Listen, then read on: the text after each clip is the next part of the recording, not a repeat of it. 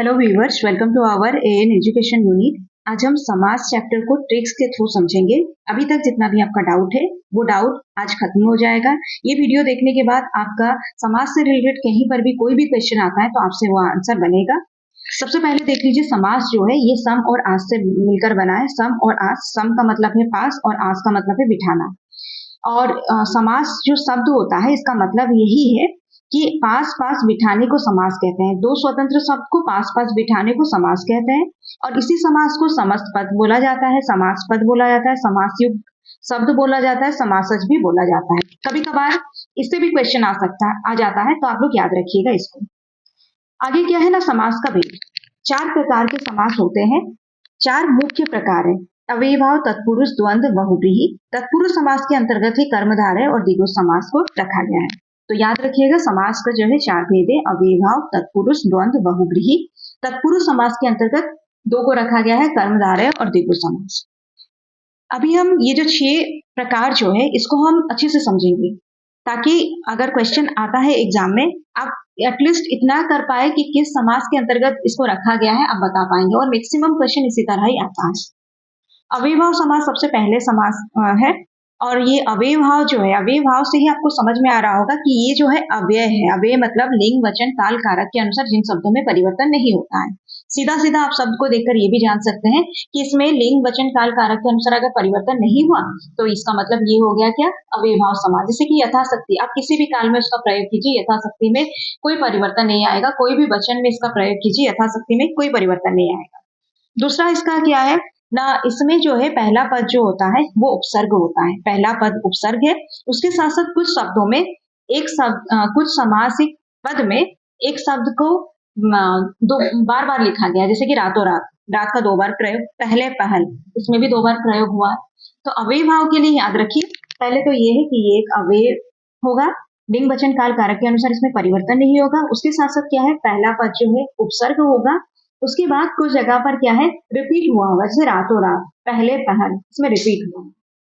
दूसरा क्या है, तत्पुरुष समास है। तत्पुरुष समास में क्या होता है ना, जो कारक है, कारक का 8 प्रकार में से 6 कारक को इसमें लिया गया है। मतलब आप जब समासिक पद को तोड़ेंगे तो आपको कारक का विभक्ति चिन्ह मिलेगा। और इसमें कर्ता कारक और संबोधन कारक को हटाने के बाद बाकी 6 का 6 प्रकार कारक है इसमें है। तत्पुरुष समास का उदाहरण देखिए, जैसे कि दिया है स्वर्ग प्राप्त, शरणागत, स्वर्ग प्राप्त। ठीक है, स्वर्ग प्राप्त का मतलब क्या है, स्वर्ग को प्राप्त, ये कर्म कारक का विभक्ति चिन्ह है। रसोई घर, यानी कि रसोई के लिए घर, यहाँ पर आ गया क्या, के लिए आया है, संप्रदान कारक। उसके बाद कविराज जैसे दिया है, कवियों में राजा, तो ये क्या है, अधिकरण कारक में पर में से आ गया एक विभक्ति चिन्ह। तो याद रखिए तत्पुरुष समास को कैसे पहचानिएगा, समासिक शब्द जो होगा, समासिक पद जो होगा उसको तोड़ने पर उसमें कारक का विभक्ति चिन्ह अगर मिलता है तो वो तत्पुरुष के अंतर्गत जाएगा। उसके बाद क्या है, कर्मधारय समास।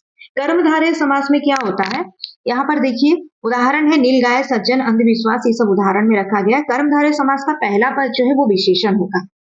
सारा का देखिएगा पहला पद विशेषण है। जैसे कि सज्जन, यानी कि सज्जन, सत जन से सज्जन होता है, सत विशेषण है।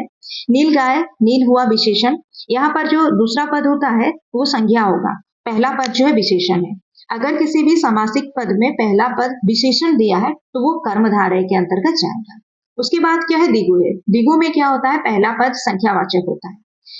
दिगु में पहला पद संख्यावाचक होता है। त्रिलोक, सतसई, षड ऋतु, चौराहा, ये सब में देखिए पहला पद जो है संख्यावाचक है। तो पहला पद संख्यावाचक यानी कि द्विगु समास। उसके बाद क्या है, द्वंद्व समास। द्वंद्व समास में दोनों पद जो होगा, दोनों पद इसमें प्रधान है। दोनों पद प्रधान होने का मतलब है दोनों का महत्व सेम है। जैसे कि सुख दुख, धर्म अधर्म, पाप पुण्य, इसके बीच में योजक चिन्ह भी लगा रहता है। कुछ जगह में इसके बीच में योजक चिन्ह भी आपको मिलेगा, कुछ जगह पर योजक चिन्ह नहीं भी रहता है। आपको देखना है दोनों पद का महत्व समान रहेगा। जैसे सुख दुख, धर्म अधर्म, पाप पुण्य, तो ये द्वंद्व समास है। उसके बाद क्या है, बहुव्रीहि। बहुव्रीहि में क्या होगा ना, जो आपके पास समासिक पद होगा वो किसी और की ओर संकेत करेगा। जैसे कि समासिक पद है आपका दशानन, दशानन किसकी ओर संकेत कर रहा है, रावण। लंबोदर होगा, लंबोदर किसकी ओर संकेत कर रहा है, गणेश। पीताम्बर किसकी ओर संकेत कर रहा है, कृष्ण। मतलब समासिक पद दशानन, लंबोदर, पीताम्बर है। समझाने के लिए यहाँ पर मैं लिखी हूँ किसकी ओर वो संकेत कर रहा है, रावण, गणेश, कृष्ण। ठीक है, तो इस तरह से कोई एक शब्द है, वो अगर किसी और की ओर संकेत कर रहा है तो वो बहुव्रीहि में जाएगा। हो सकता है द्विगु और बहुव्रीहि में कुछ जगह पर समान शब्द आपको मिल जाए, लेकिन याद रखिएगा द्विगु में जो संख्या होगा ये किसी और की ओर संकेत नहीं कर रहा होगा, और बहुव्रीहि में जो शब्द होगा उसमें संख्या भी आगे आ सकता है, लेकिन वो क्या होगा, किसी और की ओर अगर संकेत कर रहा है तो वो बहुव्रीहि में जाएगा। तो यही तक था, उम्मीद है आप लोगों को समझ में आया होगा। कहीं पर कोई भी डाउट है कमेंट करके पूछिए। मतलब बहुत कम टाइम में आप लोगों का एक एक चैप्टर ग्रामर का क्लियर हो रहा है। और याद रखिए ये जो चैप्टर है ना, कई टाइम पढ़ने पर भी जो है आपको जो समझ में नहीं आता ना, ये सॉफ्ट ट्रिक से आप लोगों को समझ में आ जाएगा। बस उतना तक हमें याद रखना है जितना से हमारा एग्जाम में स्कोर बन सके और हम किसी और को समझा पाए। ठीक है, पीडीएफ के लिए व्हाट्सएप ग्रुप का लिंक दिया गया, आप वहां पर ज्वाइन हो जाइए, आपको ये पीडीएफ मिल जाएगा।